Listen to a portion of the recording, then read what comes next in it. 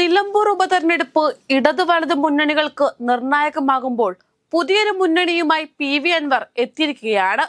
ജനകീയ പ്രതിപക്ഷ പ്രതിരോധ മുന്നണിയുടെ ലേബലിലായിരിക്കും അൻവർ തെരഞ്ഞെടുപ്പിൽ മത്സരിക്കുക എന്ന് അദ്ദേഹം തന്നെ പ്രഖ്യാപിക്കുകയുണ്ടായി. തൃണമൂൽ കോൺഗ്രസിന് പുറമെയുള്ള വോട്ടുകൾ പാളയത്തിലേക്ക് എത്തിക്കുക എന്ന വിശാലമായ ലക്ഷ്യമാണ് മുന്നണി രൂപീകരണത്തിന് പിന്നിൽ. മൂന്ന് മുന്നണികളും തങ്ങളുടെ ശക്തരായ സ്ഥാനാർത്ഥികളെ തന്നെ രംഗത്തിറക്കി മണ്ഡലം പിടിക്കാനുള്ള പദ്ധതികളാണ് അണിയറയിൽ ഒരുക്കുന്നത്. എന്നാൽ വൺ ടെസ്റ്റുമായി അൻവർ കൂടി മത്സരരംഗത്തേക്ക് ഇറങ്ങിയതോടെ നിലമ്പൂരിൽ അംഗം മുറുകുമെന്ന കാര്യത്തിൽ സംശയമില്ല. വിജയമുറപ്പിച്ചു നിന്ന മണ്ഡലത്തിൽ അൻവറിന്റെ സ്ഥാനാർത്ഥിത്വം വലിയ രീതിയിൽ ഇടത് വലത് മുന്നണികളിൽ ആശങ്കയാക്കിയിട്ടുണ്ട്. കഴിഞ്ഞ ഒരു വർഷക്കാലയളവിൽ അൻവർ ഉന്നയിച്ച ആരോപണങ്ങളും രാഷ്ട്രീയ നീക്കങ്ങളും അത്രയധികം സ്വാധീനം രാഷ്ട്രീയ കേരളത്തിൽ സൃഷ്ടിച്ചിട്ടുണ്ട്. നിലമ്പൂരിലേതടക്കം ജനങ്ങൾക്കിടയിൽ തങ്ങൾക്ക് വേണ്ടി നിലകൊള്ളുന്ന ഒരാളാണ് അൻവർ എന്ന വികാരം ശക്തമായി നിലനിൽക്കുന്നുണ്ട്. മലയോര മേഖലയിലെ ജനങ്ങളുടെ ജീവൽ പ്രശ്നമായ വന്യജീവി ആക്രമണവുമായി ബന്ധപ്പെട്ട അറസ്റ്റ് ഉൾപ്പെടെ നിരവധി സംഭവങ്ങൾ അതിനുദാഹരണമാണ്. കോൺഗ്രസിൽ 4ാം ഗ്രൂപ്പിന്റെ ഭാഗമായി പ്രവർത്തിച്ചിരുന്ന അൻവർ 2011 ഇടതുപക്ഷവുമായി അടുക്കുന്നത്. അന്ന് ഏറനാട് മണ്ഡലത്തിൽ ഇടത് സ്വതന്ത്രനാകാനുള്ള നീക്കം CPIയുടെ എതിർപ്പിൽ തട്ടി പൊലിഞ്ഞു.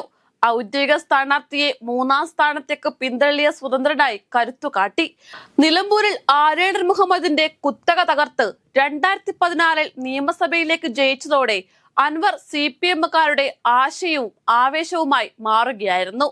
മലബാറിലെ CPMന്റെ ന്യൂനപക്ഷ മുഖങ്ങളിൽ പ്രധാനിയായ അൻവർ വളരുന്ന കാഴ്ചയാണ് പിന്നീട് എല്ലാവരും കണ്ടത്.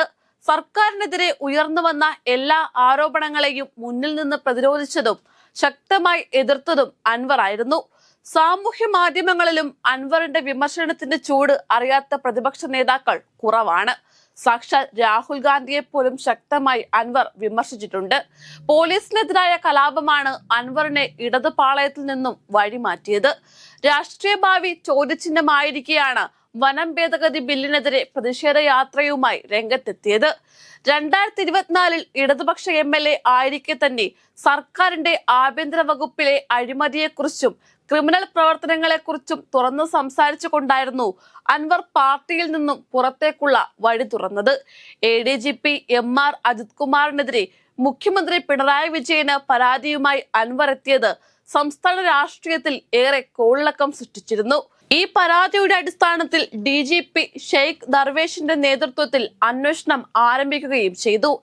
MR അജിത് കുമാർ RSS നേതാവ് രാം മാധവുമായി കൂടിക്കാഴ്ച നടത്തിയെന്ന വാർത്തയും ഈ വിഷയം ഇടതുപക്ഷവും RSSും തമ്മിലുള്ള അവിശുദ്ധ ബന്ധത്തിന്റെ തെളിവാണെന്ന ആരോപണവും കൂടി ആയതോടെ അൻവർ പിണറായിയുടെയും കൂട്ടരുടെയും ശത്രുപക്ഷത്തായി.